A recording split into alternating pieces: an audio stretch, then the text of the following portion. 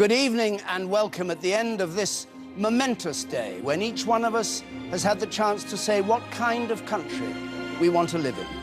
At 10 o'clock, the polling stations close after weeks, months, years of argument, and we'll have the answer to the question that's haunted British politics for so long. Do we want to be in or out of the EU?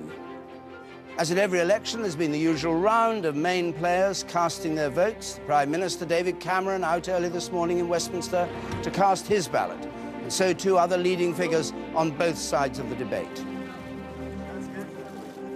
There's not been for many years a choice that's aroused such passion, splitting families, dividing friends. For this is a vote with a difference. No constituencies, no first past the post. Every vote will count as equal as this country defines itself. Jeremy Vine's going to be watching for the first sign of a trend, one way or t'other. I will be making my way along Downing Street through the night and watching the votes pile up. Blue for Leave, yellow for Remain. Could it be this close? Together, we'll find out who's in the lead by the morning. The votes are going to be counted locally at 382 centres right across the United Kingdom and one in Gibraltar. And we have reporters watching at some of the centres likely to declare early. Babita Sharma is in Newcastle. For general elections, Newcastle has been pipped to the post by its local rival, Sunderland.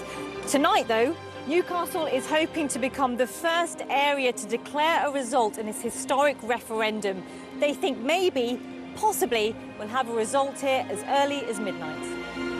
Here in the studio, we'll be taking in the results announced locally and analysing them to build up a picture of how the country has voted and what the result is likely to be. John Curtis and his team have been working for months on how to interpret the early numbers to give us some clue to the answer.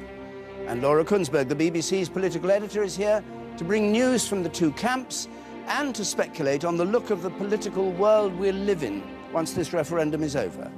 And above us, Emily Maitlis with guests, the victors and the vanquished. Yes, we'll be analysing what each new result tells us about the state of the race and the choices each part of the country has made. And as the story unfolds, we'll ask which bits of the campaign worked, which flopped, and if British politics will ever look quite the same again.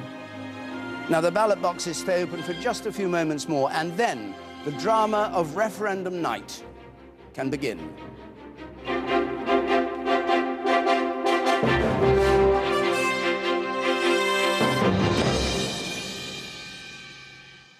Now, when Big Ben strikes 10 in a general election, of course, we release our exit poll to give the first indication of who's won. For the referendum, it's not going to be possible. Exit polls work, if they do, by comparing one election with another and measuring the change. It'd be crazy to compare this European referendum with the one that was held 41 years ago. It wouldn't work. So patience is our watchword tonight as we wait for the first actual declarations to come through.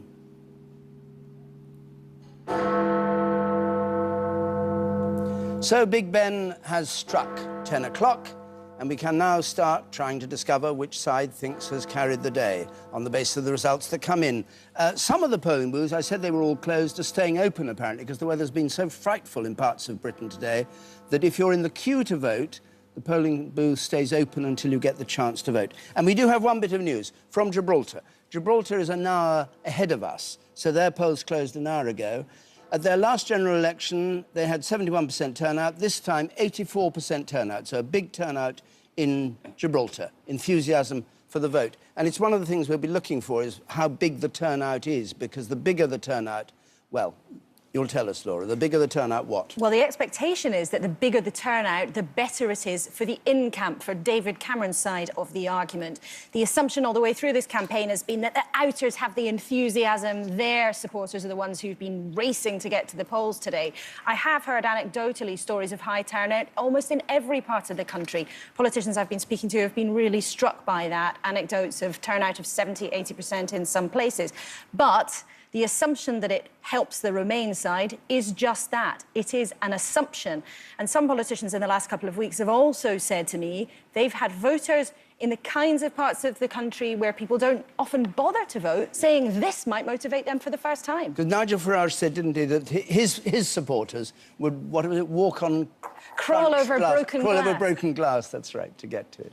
Anyway, the count is done in each area of these 382, but it all comes together in the end.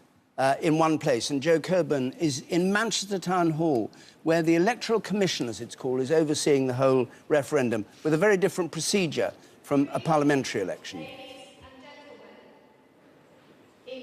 Yes, David, in fact, you can hear the announcements being made behind me because I'm at the command and control centre of this whole operation here in the splendour of Manchester Town Hall. And this is